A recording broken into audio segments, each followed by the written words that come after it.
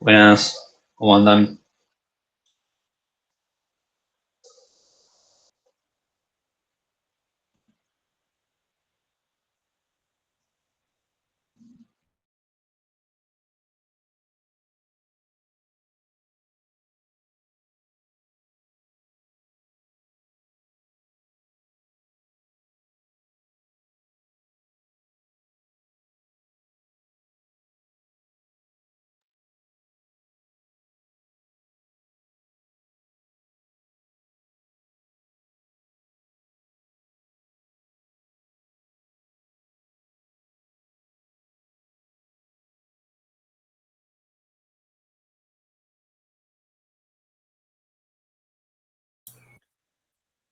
Hola, hola, ¿cómo va?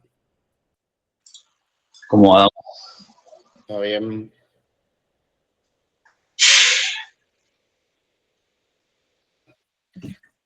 Vamos a esperar que se sumen un poquito más y empiezo comentando un poco el TP opcional, final opcional que subimos, así están todos en tema.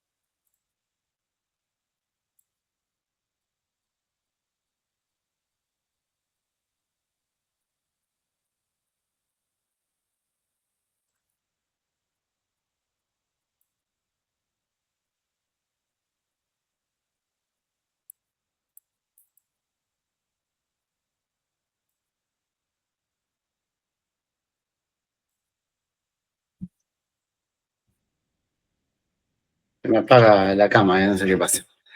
Bueno, comento un poco del TP. Voy a compartir la pantalla un segundito.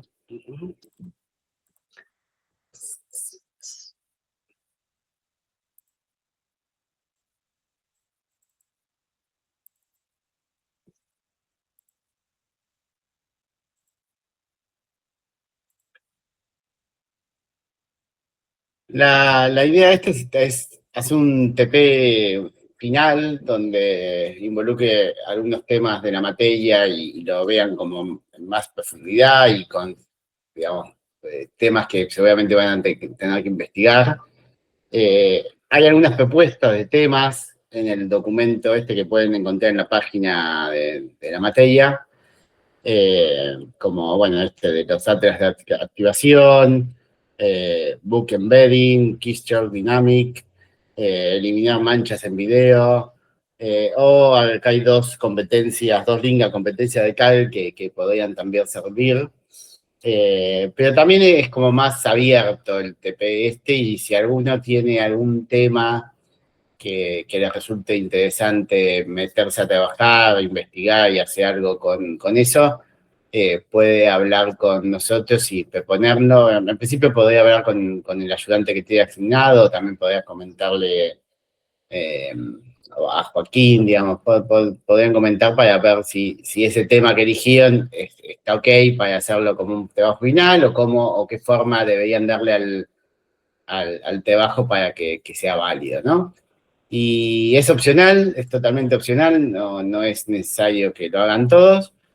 Y va a tener una nota que va a ser entre 0 y 2, puede ser 0,5, puede ser 1, 1,5, que es una nota que va a sumar a la nota final de la materia. O sea, no es tampoco que va a hacer que aprueben, digamos, no es que si sacan un 2 en esto y en el final se sacan un 2, bueno, con 2 más 2, 4 aprueban. No es así, sino que es un plus para poder firmar la nota con la materia con una nota mejor, ¿no?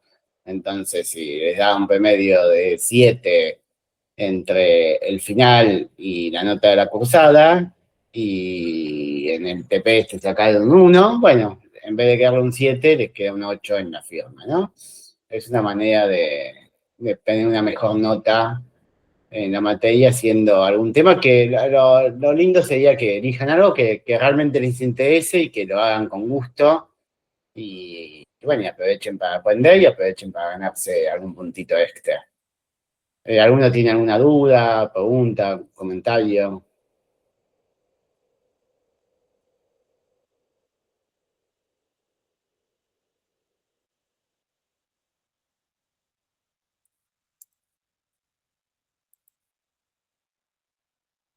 Nada. Bueno, entonces le dejo a Martín para que empiece con la clase. ¿Querés poner a grabar, Martín? Dale. Ahí prendo la grabación.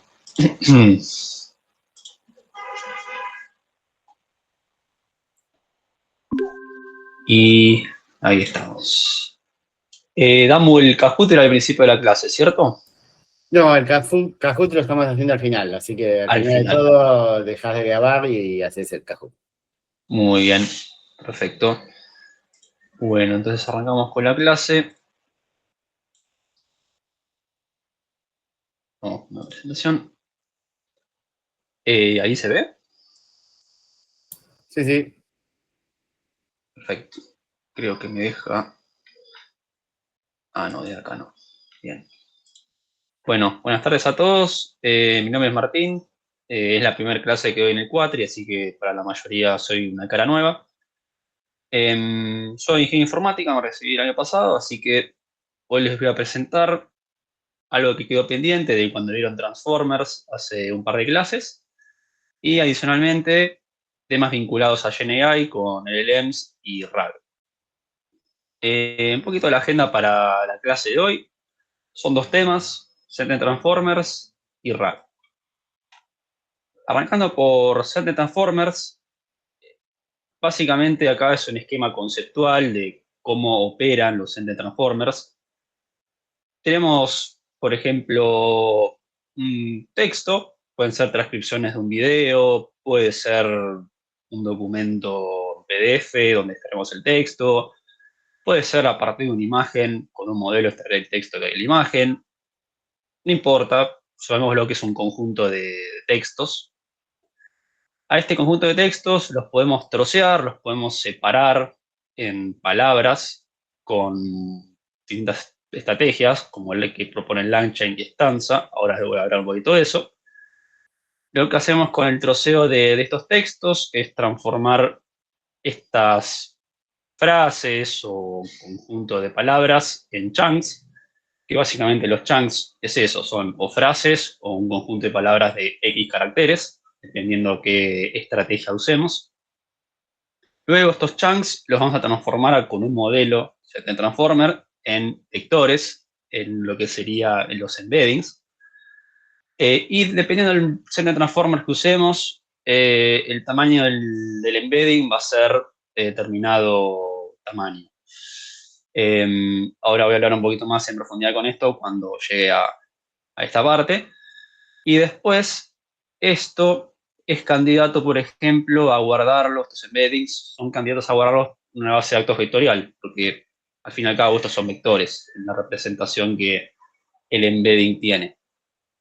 Por lo tanto, si tenemos este conjunto de textos, que pueden ser, como decía, transcripciones de videos de YouTube, hacemos un prompt, una consulta sobre un determinado video. Obviamente tiene que estar relacionado con nuestra base de transcripciones, porque si no, esto no va a hacer nada, no va a dar nada. Y lo que hacemos es similar a esto. Agarramos este prompt, lo pasamos a un modelo de transformers con un embedding, y después con una función de distancia, puede ser similar al coseno. Para el contexto de la clase no voy a entrar mucho en profundidad sobre esto, pero básicamente lo que hace es medir la distancia entre dos vectores. Úselo como una especie de caja negra a priori. Si ustedes igual están interesados en entender un poco más sobre el tema, me avisan y lo vemos por Slack. Entonces, a partir de estos dos vectores que tenemos, podemos calcular la distancia y obtenemos el más relevante, que son básicamente los que tienen la distancia más cercana, la distancia menor. Entonces, esto es el concepto, ¿sí? Quiero que se lleven como primera aproximación al tema, esto que les acabo de contar. Yendo, si se quiere, el paso a paso, con un poquito más detallado, lo que conté muy por arriba recién, vamos a ver queremos responder las siguientes preguntas. ¿Cómo troceamos las transcripciones? ¿Qué modelos de transformer usamos? ¿Cuántos embeddings tenemos en cuenta? ¿Qué bases de datos vectoriales elegimos? Como para que vayan más o menos teniendo en la cabeza qué nos vamos a encontrar en las próximas diapositivas. Arrancamos por la separación en trozos. Como les contaba antes, tenemos dos técnicas para separar en trozos, muy entre comillas, los textos. Lo podemos hacer directamente por medio de un tamaño fijo de caracteres. Pueden ser 100 caracteres, pueden ser 1000, dependiendo de lo que nosotros querramos. Es como decir un parámetro que tenemos que tener en cuenta. Y LangChain, que es lo que les contaba, que separa solamente por un tamaño fijo de caracteres el texto, no tiene signos de puntuación. Simplemente le decimos, quiero que separes el texto en caracteres, en chunks de 1000 caracteres, y se terminó. No va a ser más que eso. Pero esto, al no tener el contexto de las oraciones, por ejemplo, puede ser que empeore la performance en los casos de uso. Porque, o sea, nosotros por lo general en lenguaje natural escribimos con signos de puntuación, ya sea punto, multicoma o coma, para que tenga sentido lo que estamos diciendo, porque si no, como que estamos hablando sin parar, y nosotros cuando hablamos no hablamos sin parar de una. Entonces, por eso es importante tener un poco el contexto de las frases. En este caso, no lo tiene en cuenta, pero cumple para utilizarla con AI, sobre todo con bots o con agentes. Y del lado de Stanza lo que hace es separar el texto teniendo en cuenta los signos de puntuación. Acá separa el texto en frases, a diferencia del Anche. No tiene o sea, no le seteas un tamaño fijo de los chunks, sino que cuando encuentra un signo de puntuación, dice, esto es una frase y esto es lo que yo voy a usar como chunk. Y es una técnica más avanzada, acá les dejo las referencias de cada uno, porque Stanza está más pensado para NLP, para las técnicas de NLP, como es, si quieren acá podemos ver rápidamente lo que dice Stanford sobre para qué se suele usar. Y bueno, acá dice más o menos cómo funciona y que te lo dice bien claro. Que dice Stanza brings state of the art, el estado del arte de NLP models para los lenguajes que nosotros usemos. Así que por eso le digo que tengan en cuenta que esto es una técnica más avanzada y es el estado del arte de NLP, como lo mejor que uno puede hacer con NLP. Yendo a lo que son los modelos de Transformers en realidad son modelos preentrenados que se generan a partir de modelos BERTs, por eso digo que son preentrenados, porque ya parten de algo, no es que estás haciendo un modelo de cero, estás entrenando de cero. Los modelos BERT lo que hacen es simplemente predecir palabras. Son palabritas que uno, si no le da un sentido a esa palabra, es una palabra y nada más. Por eso, lo que hacen además los Sentence Transformers para poder armar los chunks, por ejemplo, es, perdón, para poder armar los embeddings, los chunks, lo que hace es añadir una capa de concentración, una capa de pooling, para poder agregar la información y no tenerla dispersa. Como decía antes, cada modelo Sentence Transformer, cada embedding, genera un tamaño distinto del embedding, así que por eso es muy dependiente del que quieran usar. Nosotros vamos a usar uno, ahora se lo voy a presentar, que el tamaño del embedding es de 1024, por ejemplo. Se pueden entrenar desde cero, pero siempre partiendo de los modelos BERT. Se puede hacer fine-tuning de los modelos o bien ajustarlos a los de otro idioma. Es como que se puede usar lo que se entrenó en un modelo y después ajustarlo a eso. Ya tengo una pregunta en el chat. ¿Se ve las slides, Juan Pablo? Deberías verla, capaz de tener seleccionado mal que ver.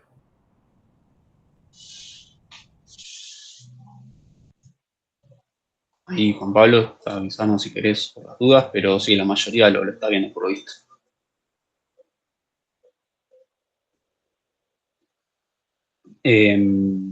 Volviendo. Acá lo mismo, les dejo una referencia a lo que es, perdón, estaba viendo el chat, una referencia a lo que es esta imagen que la saqué de Hugging Face, un diagramita conceptual de cómo se entrenan los modelos en Transformers. Agarramos el texto, le aplicamos el modelo, pegamos una función, un pooling y después tenemos el output que termina siendo el embedding que deseamos. En este caso es un embedding de 768 dimensiones, pero es un ejemplo. Y yendo a lo que es también cómo buscamos, ya teniendo los embeddings listos, ya armados, tenemos dos tipos de búsquedas. Es decir, ¿a qué me refiero con búsqueda? Nosotros tenemos los puntitos azules, que son, ¿se ve el puntero? O si no, si no, agarro el caso. Ahí debería verse. Los puntitos azules sería lo que ya tenemos guardado, por ejemplo, en la base de datos vectorial, los embeddings. Y el puntito naranja es la query, es decir, lo que el usuario quiere conocer. Entonces, ¿cómo hacemos una vez que tenemos el documento guardado en la base y la query, cómo hacemos para que macheen, digamos? ¿Cómo hacemos para que esos vectores se puedan acercar de alguna manera.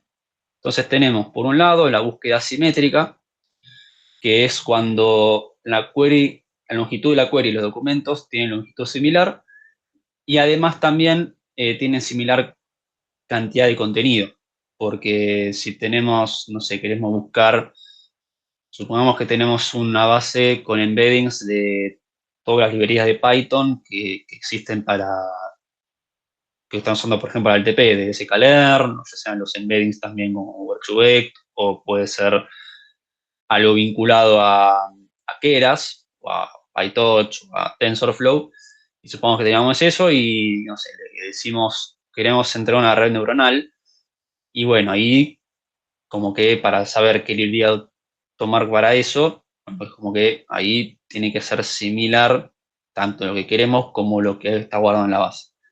Y si no, en este caso podría ser, como decía, quiero entrar a una red neuronal, podría ser la query, es una query corta y capaz tenemos un contexto mucho más grande en la base, donde, por ejemplo, tenemos la librería y un ejemplo concreto de cómo entrenar una neuronal con la librería. Bueno, ahí sería como la búsqueda asimétrica, si se quiere. Y acá también les dejo la referencia de donde saqué esta foto que lo explica un poquito más detallado.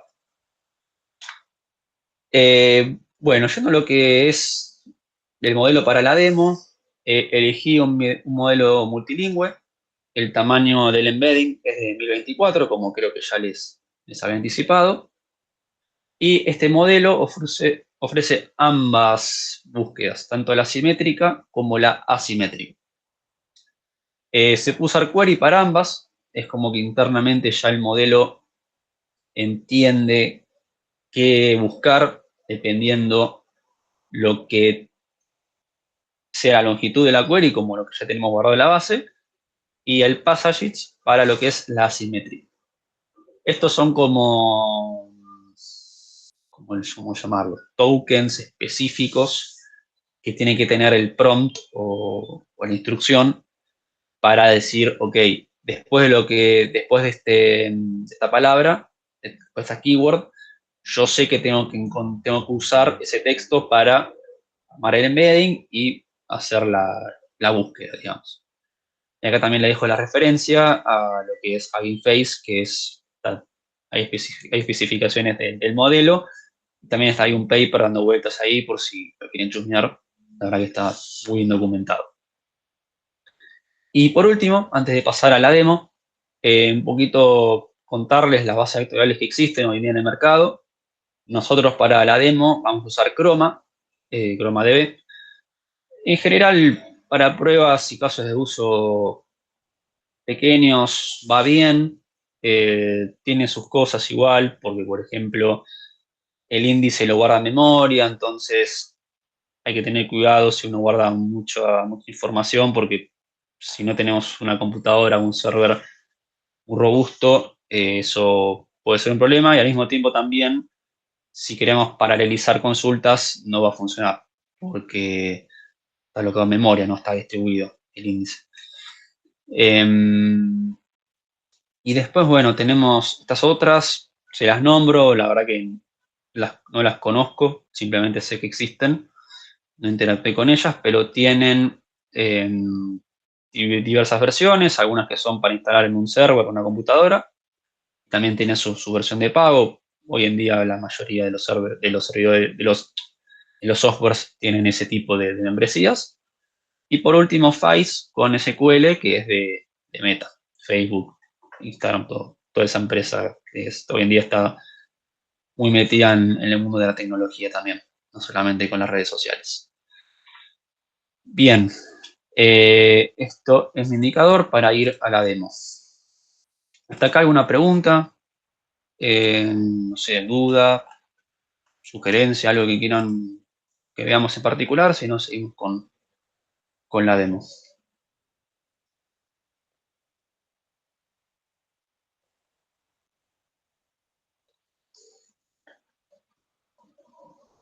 Bueno, cualquier cosa me paran, no hay ningún problema. Bien, contando un poquito el notebook, ¿se ve bien? ¿Quieren que haga un poco de zoom?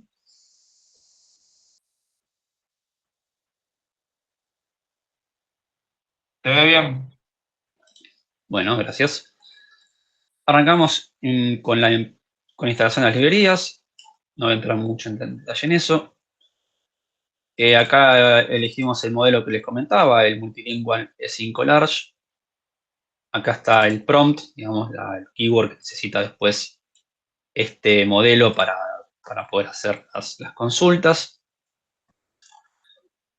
Acá inicializamos lo que sería la base de datos vectorial con Chroma, como les contaba. También puede ser Face, pero elegí Chroma porque estoy más familiarizado. Acá está el splitter, los que le contaba, cuando empezamos a separar en chunks el texto. Le decimos que van a ser 1000 caracteres. Acá le pasamos los separadores. Y creo que lo pasé por arriba, pero estamos usando LangChain, que es así lo que le comentaba hace un ratito, que lo que hace es agarrar el texto y lo separa en frases de 1000 caracteres y se terminó. No discrimina por frases según su signo de puntuación. Ya el notebook está ejecutado porque tarda un poco si lo empiezo a ejecutar de cero, sobre todo la parte de cargar las transcripciones en la base de datos. Elegí este video, capaz no es el más feliz, pero suele funcionar, que no estoy con YouTube Premium. Cristian y su familia han tenido... Pero es lo que pasó hace un par de años, el año pasado creo que fue, en Valencia, con esa lluvia de atención que hubo varios afectados y bueno, fue un desastre. Un poco el video habla de eso, entonces vamos a estar haciéndole preguntas a la base de datos sobre este tipo de situación. Cargamos, en este caso es un video solo, vamos a cargar las transcripciones de un solo video, pero finalizándolo se pueden agregar obviamente más. Acá cargamos las transcripciones en la base de datos y obtenemos el retriever, que es básicamente lo que nos permite hacer consultas en la base de datos. Entonces, recordemos que esta variable, embeddings query prompt, contiene solamente la palabra query. Y acá le voy, digamos, agregando, concatenando en realidad, la palabra Valencia. Es decir, quiero ver los documentos que tengan la palabra Valencia. Vamos a correrlo. Y me trajo esto. Acá no lo limité, me trajo 3 documentos. Como verán, esta parte capaz no es muy amigable, pero ya cuando dice el page content, acá nos dice el contenido. Esto debe tener seguramente 1000 caracteres, no lo voy a contar, pero si buscamos acá Valencia, fíjense que en los documentos aparece la palabra Valencia. Si bien este caso es una búsqueda asimétrica, porque la query es muy chiquitita y tenemos un contexto mucho más grande, fíjense que aún así podemos obtener resultados. Así que eso por un lado. Después fuimos con otra query más, Mar de Barro. Lo mismo, si buscamos acá Mar de Barro, debería habernos traído varios resultados.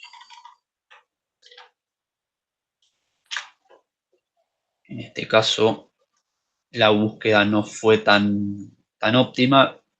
Puede ser que Valencia, al ser una palabra que nombre mucho, esté en más documentos. En cambio, Mar de Barro, por lo menos así a priori, pero digo, buscándolo con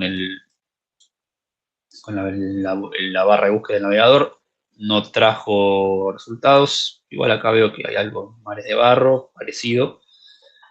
Pero también puede ser que le pille un poco porque es, como les decía antes, es una búsqueda asimétrica. Entonces, a veces puede fallar. Lo ideal sería siempre machear más o menos el caso de uso que nosotros queremos atacar con lo que nosotros nos estamos guardando en la base. Y por último, bueno, montaña de coches. Vamos a buscar montaña de coches. Bueno, acá apareció. Fíjense que el primer documento es si se quiere, el más cercano a lo que nosotros queremos encontrar, que es montaña de coches, así que acá lo dio un buen resultado, porque es el primero que aparece. Pues, por lo visto, los otros documentos no tienen esa palabra que estamos buscando. Y bueno, hice más pruebas, no los quiero aburrir mucho con esto. Lo que quiero que se lleven es eso que les comentaba, que dependiendo el caso de uso que quieran atacar, traten de ajustarlo bien al tipo de búsqueda que quieren hacer. En general, la búsqueda asimétrica funciona mejor que la búsqueda asimétrica, pero sin embargo, para ciertos casos podemos obtener resultados como este, por ejemplo, que dependiendo qué quieran atacar, o sea, qué caso uso quieran atacar, puede darles buenos resultados. Pero lo ideal sería el otro que comentaba. Bueno, esto es lo que tenía la primera parte de la clase, que era la demo. Así que no sé si hay alguna pregunta, alguna duda sobre la primera parte.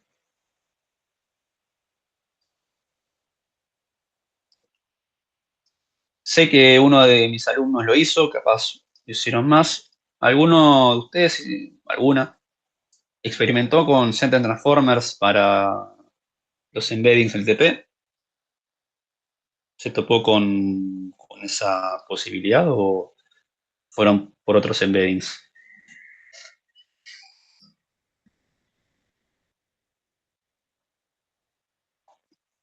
Si quieren por el chat, si no quieren hablar, no pasa nada.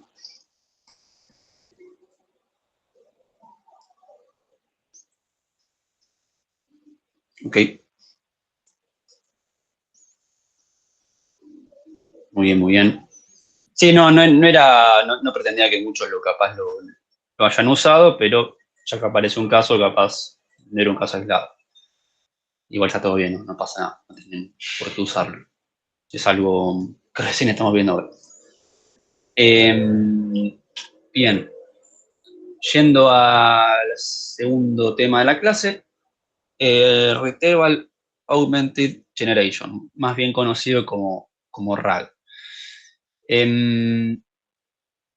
Ustedes calculo que habrán leído el documento que tenemos para la clase de hoy, que sería el apoyo teórico de la clase, y habrán visto que nosotros en los modelos de GenAI, en particular los LLMs, los podemos fine-tunear, es decir, podemos, si se quiere, adaptarlo más a nuestro caso de uso según nuestras necesidades. Eso obviamente, si bien se puede, es una operación muy costosa. En todo sentido, almacenamiento, cómputo. Por lo tanto, RAG lo que viene a hacer, lo que nos viene a ayudar esta técnica, es a darle un contexto un poco más certero de lo que nosotros queremos que nuestro modelo responda, sin necesidad de tener que hacer un fine-tuning. Por eso el workflow, si se quiere, de RAG es, por un lado tenemos la pregunta del usuario. Por otro lado también, internamente, la pregunta, viendo el flujo, se transforma en un embedding, como veíamos recién. Se le puede transformar esta pregunta al embedding. Internamente se consulta una base de datos vectorial, como por ejemplo los documentos que teníamos antes. Esta base de datos vectorial va a devolver los chunks, como veíamos antes. Acá tenemos el prompt, o sea, lo que sería el prompt per se del usuario, prompt. Un poquito para atrás.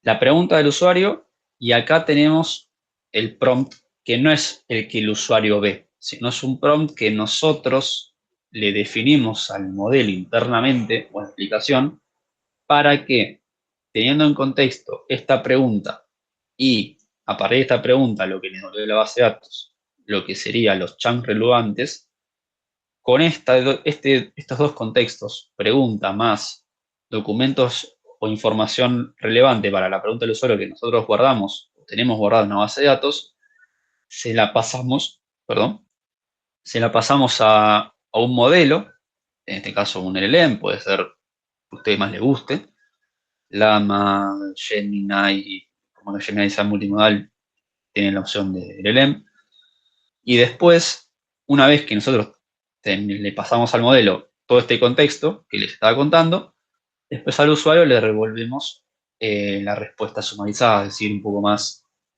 eh, procesada, más amigable a lo que el usuario quiere, o más certera a lo que el usuario quiere. Porque si, ahora vamos a hacer un ejemplo concreto, pero supónganle que ustedes simplemente hacen un zero-shot prompting al modelo, olvídense un segundo de RAG, y le dicen al modelo, decime, no sé, ¿quién ganó el Balón de Oro este año? Vamos en 2025. Y el modelo lo más probable es que no sepa quién es el de 2025. Entonces, para eso, ustedes pueden tener una base de datos donde tenga todos los años la información de todos los ganadores, de tanto femenino como masculino, de los balones de oro, y si le preguntan al usuario, capaz te responde 2025, te responde de ambos géneros.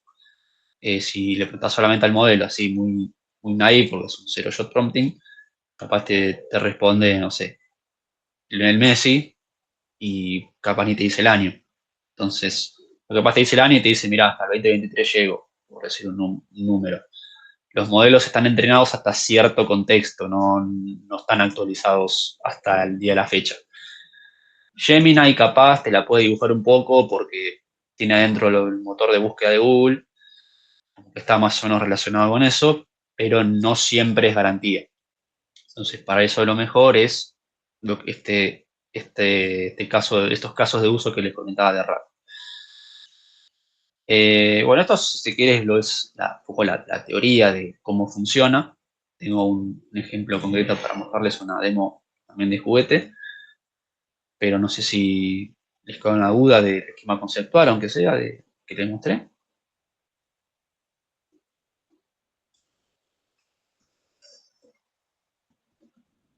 Bueno, bien. La primera parte del notebook es muy parecida a la que les presenté en el primer notebook. No, cuando lo vean van a ver que es lo mismo. Acá capaz instalo algunas librerías más, pero me di cuenta que no son necesarias. En este caso, lo que hago en vez de usar un video de YouTube, lo que hago es le cargo un PDF, que en este caso es del canal de Cricket, que me bajé de Wikipedia. Acá se los muestro. Esta es, a partir de acá generé un PDF que lo cargué en la base de datos vectorial. Este PDF tarda un poquito más que el video, que simplemente el video es un par de minutos de transcripción. Esto es un archivo mucho más grande, está formateado, es otro tipo de, si quiere, de procesamiento que tiene que hacer la base de datos vectorial y también, bueno, el embedding per se, el modelo Send Transformer. Y quiero ver qué fue último que se ejecutó. Acá, bien, fue cuando mandé el archivo a la base de datos con el embedding. Acá estoy usando Fireworks AI. ¿Por qué? Porque puedo usar modelos LLMs con unos créditos que te dan gratis, te dan $1. Con eso uno puede hacer pruebitas chiquitas siempre y cuando elijan modelos que no sean muy costosos. Muy costosos me refiero a creación de imágenes, de videos, de audio, y también, bueno, depende del tamaño del modelo. ¿Por qué digo el tamaño? Me refiero a este número en particular, el 8B. El 8B es lo decía entre comillas, 8 billones de parámetros. Digo billones entre comillas porque en realidad son 8.000 millones de parámetros. Los estadounidenses les gusta inventar números. Entiendo que RAG, con una pregunta, entiendo que RAG es complementario al apunte de Jenny. Sí, sí, exacto. Sí, sí, sí. Es complementario. Se quiere un aporte extra a la clase. Pero si tienen alguna duda del apunte, obviamente me pueden preguntar.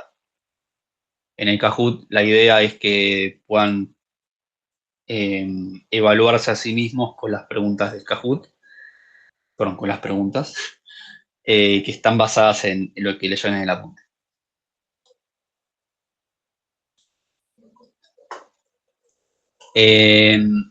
Como les comentaba, bueno, voy a usar Llama en la versión 3P1. Elegí esta versión porque anda bastante bien, por lo general, para las preguntas que le fui haciendo. Y usé la variante instruct por un tema de que el prompt es más directo, es más instrucción. Tipo, che, decime esto, y se terminó. No es tan capaz para jugar roleplay o ese tipo de cosas. Digo roleplay porque bueno, uno a veces con los modelos que le va a poner un prompt como para jugar, se puede hacer un roleplay. Y nada, si una vez lo probaron, capaz es algo un poco divertido. Dependiendo igualmente del modelo, hay modelos que alucinan mucho, por más que sea para roleplay. Es una funcioncita, esta getCompletion, donde le pasamos el prompt, el modelo, si es que le queremos pasar de modelo, si no por default usa esto. Max tokens, que es como el hiperparámetro para limitar la cantidad de caracteres. Los tokens son, en general, un token son 4 caracteres, si se quiere. Entonces, más o menos 50 por 4 es con este parámetro por default, obvio, la máxima cantidad de palabras que nos va a devolver el modelo. Y bueno, temperatura 0, más que nada como para que no alucine mucho. Entonces, una vez que tenemos esto, acá le decimos al modelo quién es el campeón de cricket actualmente. Le pegamos al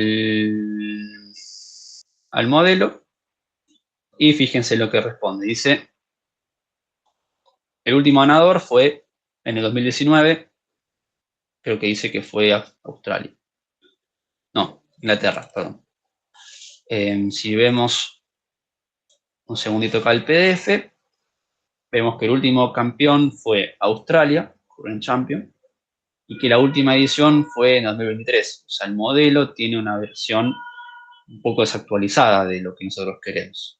Es el 2019, que acá dice que ganó en 2019, ganó Inglaterra. Así que el modelo tiene información correcta, pero desactualizada. Es un poco lo que nosotros queremos atacar con esto, ¿no? Entonces, lo que nosotros vamos a hacer es similar a lo que hicimos con los videos de YouTube, en este caso el video de YouTube, perdón, que le pasamos esa keyword query con lo que nos preguntó el usuario. Estamos suponiendo que esto es un bot que responde preguntas del Mundial de Cricket. Entonces, hacemos la pregunta, buscamos los documentos en la base de datos. Y acá un poquito lo que hago es simplemente para los documentos que nos hizo, para los documentos que tenemos guardado en la base, cuáles son las respuestas que tiene guardado en la base para esa pregunta en particular. Perdón por ambulancia. Y acá están los resultados, ¿no? El primer resultado que nos devuelve es esta parte de acá, que un poco da a decir que, bueno, cuando fue la última edición de la Copa del Mundo, creo que también dice el ganador, un par de cositas más, que básicamente es este cuadrito de acá, pero sin formatear. Un par de textos más, devolvió tres documentos, igual que en lo primero que les mostré. Nos vamos a quedar con el primero, porque el primero es el que es el más relevante. Ese es el contexto que le vamos a pasar al modelo. Fíjense que para nosotros capaz es medio difícil de leer, de interpretar, como que hay mucho texto sin mucho formato y bueno, se puede prestar a confusión para cualquier ser humano, pero para el modelo, los modelos del LLMs suelen ser muy buenos sintetizando texto, entendiéndolos, así que para él no va a ser un problema. Esto es un poco lo que les comentaba acá en la diapo. Voy a volver un segundito para más o menos ir despejando lo que vimos hasta ahora. Tenemos la pregunta del usuario. La pregunta del usuario la transformamos en un embedding. La buscamos en la base de datos los resultados más cercanos a la pregunta del usuario. Ya obtuvimos los relevant chunks, que en este caso nos quedamos con la primera. Y ahora lo que vamos a hacer es unir la pregunta del usuario con el contexto que sacamos de la base de datos para finalmente pasárselo de vuelta al modelo. Porque como vimos, si se lo pasamos directamente al modelo, nos iba a responder algo desactualizado. Entonces, volviendo acá está el prompt. Acá le decimos o sea, le damos como, esto ya sería, esto podría ser un one-shot prompting. O sea, le estamos dando algo de contexto de cómo tiene que, o sea, qué rol tiene en la pregunta que le vamos a hacer. Y le decimos, bueno, esta es la pregunta, este es el contexto, y acá da tu respuesta.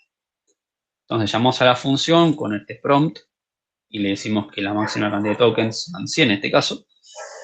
Se va a devolver 400, como máximo 400 palabras. Acá es un poquito un spoiler, pero bueno, olvidé de deletear las salidas de las celdas.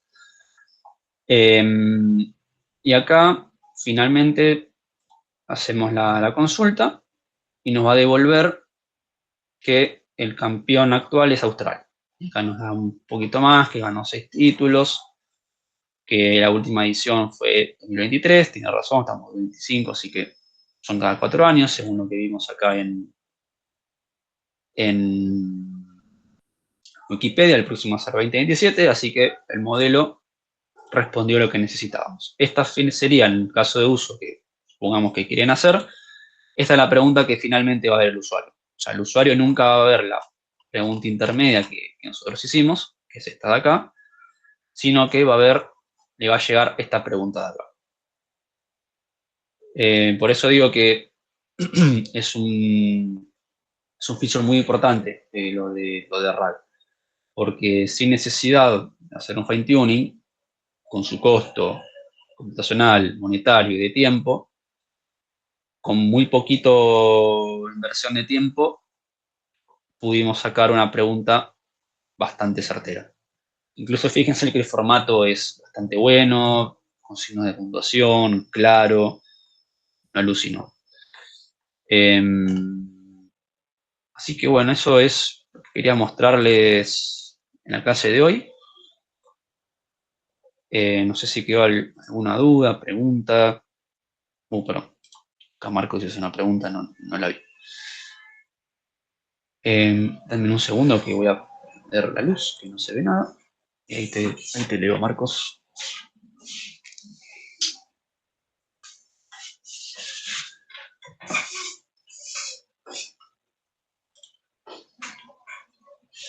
Eso es determinístico, porque el modelo es algo inmutable, ¿no? O sea, si le mandas el mismo prompt, te da el mismo output. Digo, porque entiendo que los LLMs hoy en día van mutando y no te da la misma respuesta.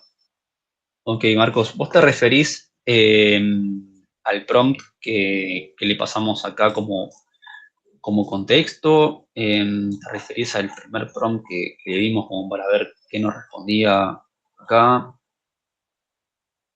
Ahí. La última celda, ok. Mira, ya, me para acá porque está muy lejos. Debería, porque ahora lo chequeamos. Vamos a copiarnos esto, porque la temperatura es cero. O sea, le das muy poco margen para que alucine o te cambie la respuesta. Pero es probable que te lo formatee distinto. Ahí lo vemos.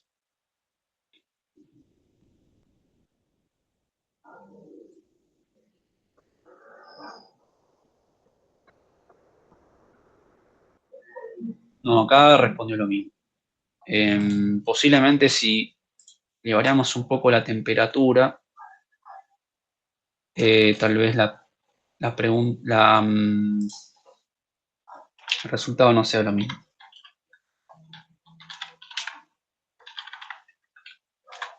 Sí.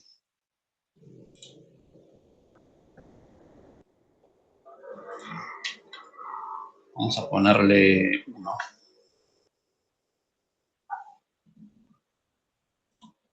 A ver qué responde ahí. Bueno, acá cambia un poquito la respuesta. Si bien al principio lo mantuvo,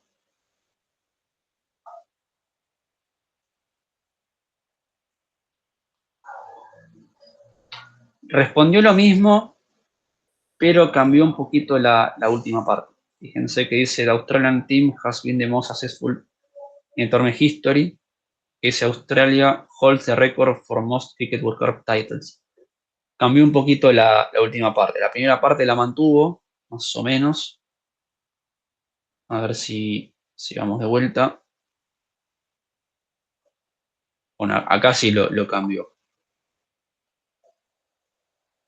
A esta parte la mantuvo, más o menos, y después la empezó a cambiar. Como que más o menos responde lo mismo, pero la forma en la que te lo responde va variando. Ahí Marcos te cerró. Ok.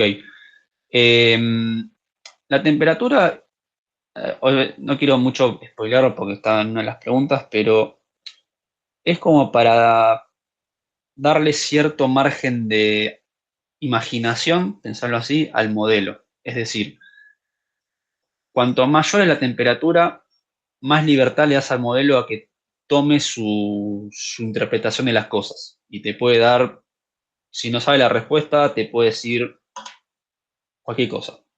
De hecho, podemos probarlo acá. En este es el user query. Lo voy a sacar.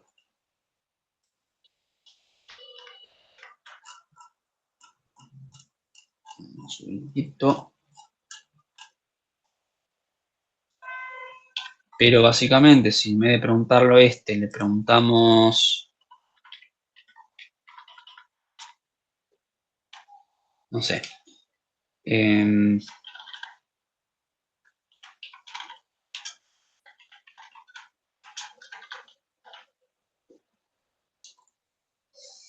y acá le ponemos esto y después le tiramos una temperatura de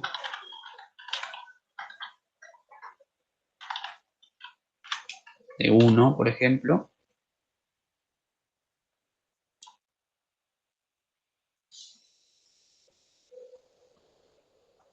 A ver si lo hice a propósito de poner un promedio raro. Fíjense que responde medio raro con los barra N, pero bueno, en general, por lo visto, tiene mucho más contexto que lo que pasó en el Mundial de Cricket. Tiene sentido porque el torneo de la FIFA suele ser mucho más relevante que el de cricket, pero no dice quién es. Simplemente te dice cuándo ocurrió, pero no te dice que fue Argentina, por ejemplo. En cambio, si le ponemos una temperatura de 0, a propósito, no voy a cambiarle lo del FIFA.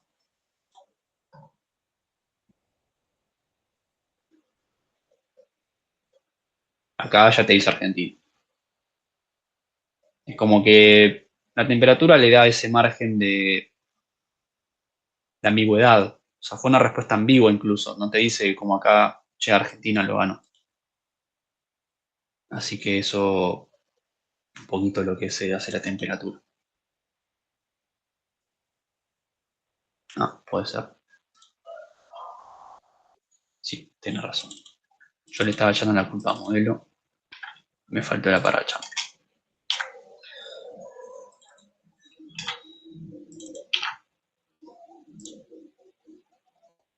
Pero por más que no le haya dicho la palabra champion, como que el modelo capaz interpretó, ah, ok, falta algo y capaz interpretó champion, por ejemplo.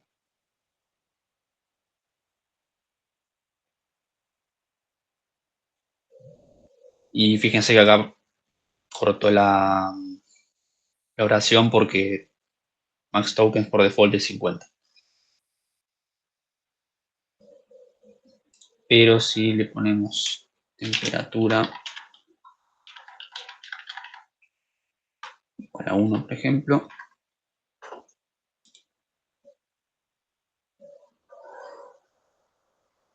bueno, terminó respondiendo lo mismo. Más o menos. Cambió un poquito la forma, pero al fin y al cabo la información es la misma. Ahí sí no es tan determinístico la temperatura. Sí, en general va de 0 a 1, que es un valor flotante, entre 0 y 1 puede ser 0,5, pero algunos modelos tienen modelo de temperatura entre 0 y 2, por ejemplo. Honestamente, no hay un criterio estandarizado, por eso como que a poquito algunos desarrolladores van... Sí, sí, sí. Capaz lo puse en algunos modelos un poquito más de 1, porque si no tal vez era muy fácil de que empiece a alucinar. Cuanto más cerquita de 0 está, pero capaz no lo varías mucho, capaz hasta 0,3 es como bastante certero, le mueves 0,35 y ya empieza a hacer cosas raras. Así que bueno, me alegro, Marcos, que te haya sacado la duda. Bueno, no sé si alguno o alguna más tiene alguna pregunta. Si no, vamos con el Kahoot.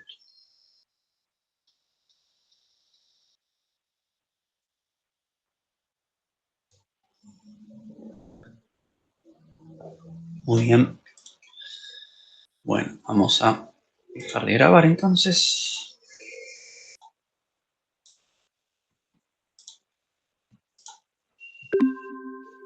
Ahí estamos. Y acá ya tengo prendido el Kahoot.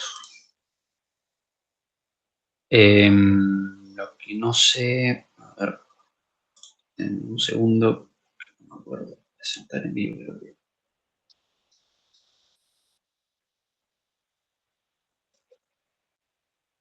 Sí, ahí está. Bueno, acá estamos con el Kahoot.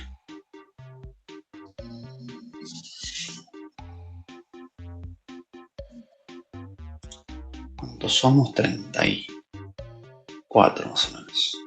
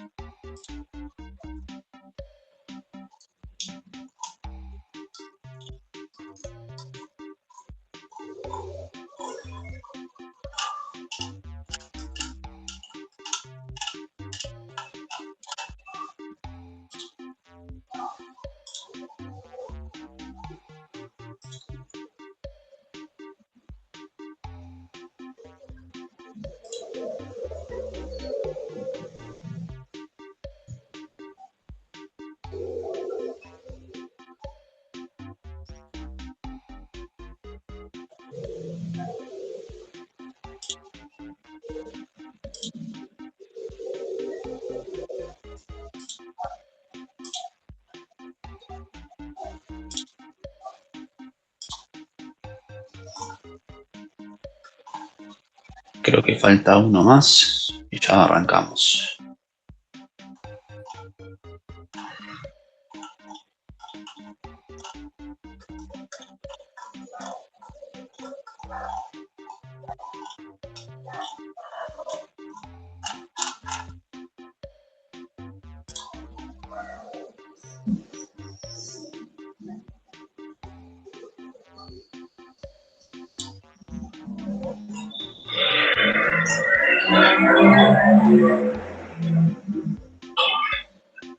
Bueno, estamos todos, me parece, porque ya no se movió más. Vamos a empezar.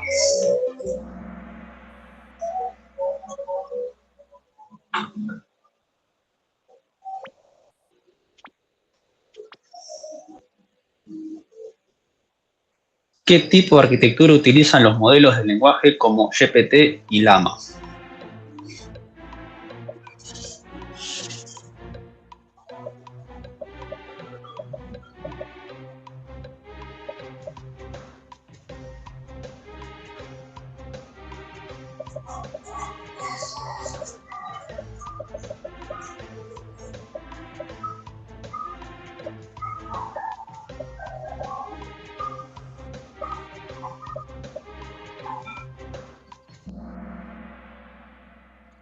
Bueno, bien. Bien, bien.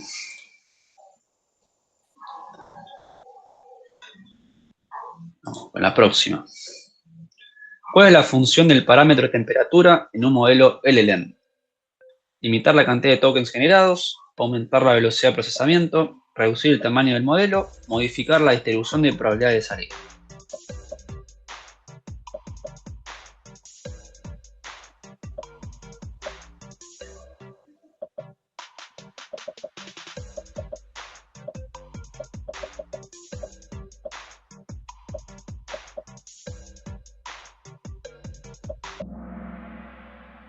Muy bien. Muy bien, muy bien.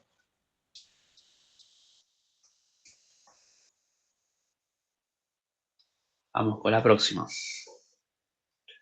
¿Qué diferencia principal hay entre top K y top P sampling? Top K ordena alfabéticamente los tokens, top P no. Top K limita por cantidad fija de tokens, top P por probabilidad acumulada. Top K requiere mayor temperatura, top P no. Top K genera siempre el mismo resultado, top P es aleatorio.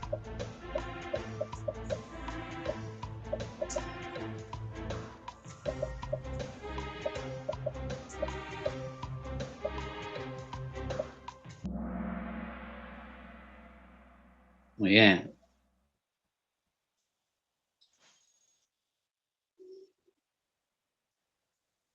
Vamos con la próxima. ¿Qué propósito cumple la técnica llamada Instruction Fine Tuning? Aumentar la precisión matemática del modelo, reducir el tamaño del modelo entrenado, permitir que el modelo sea optimizado para el caso de uso deseado, corregir errores de traducción.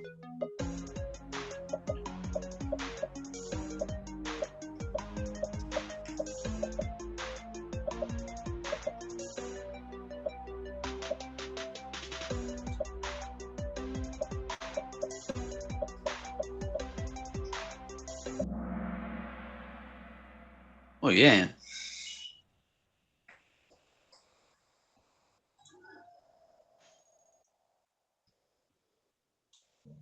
Vamos con la próxima. ¿Verdadero o falso? En los LLMs, los conceptos matemáticos de probabilidad no aplican.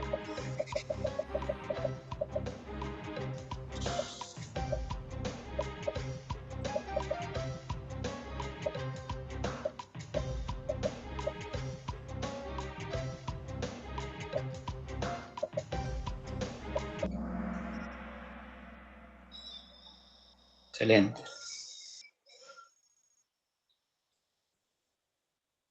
Está peleado la última pregunta.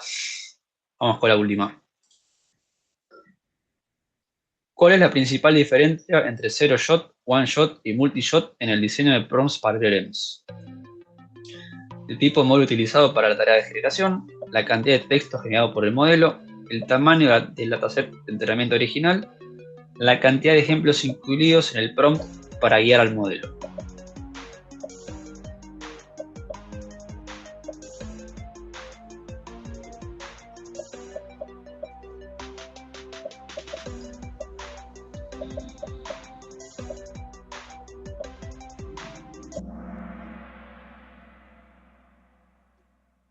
Bien.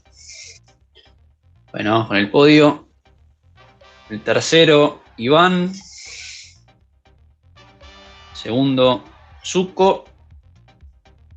Y el primero, Mati. Muy bien, Mati.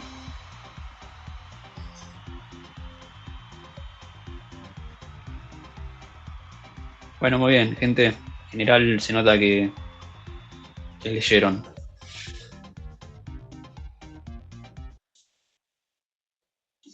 Bueno, por hoy estamos. Nos veremos el lunes, que es la segunda clase de GNI. Dale, muchas gracias. Gracias, profe. Tengan lindo fin de.